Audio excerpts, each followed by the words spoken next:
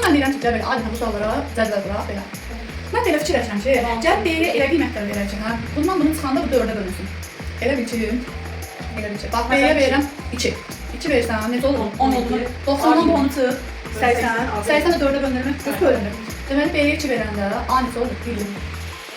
İndi başqa bir şey fikirləşim. Mən fikirləşim ki, bu cüt olacaq, uşaqlar. 2 ilə başlarsa, bir cüt qiymətlər alacaq. Cəd 4 verək. 4-ə 5, 20. 90-dan 20 çıx 70, 74-ə bölmək olur. Yəni 6 verəcəyik. 6, 30, 6, 5, 35, 15 kilo. 90-dan 60 çıxanda 30, 34-ə bölünür. Kəsir, kontrol olmalı. Köpeği 6 verdi, 90'dan 60 sıra. 60 olmalı. Hə, 6 oldu onda, hə? 6 oldu. 15. Bu oldu 15. Sonra 8 olan üzrə 8 dəfə 5 40 edir. 90 40. 90-dan 40 çıx 50. 50 amma 4-ə bölünmüş. Daha böyle 2 rəqəm, bir rəqəmlər bitti daha.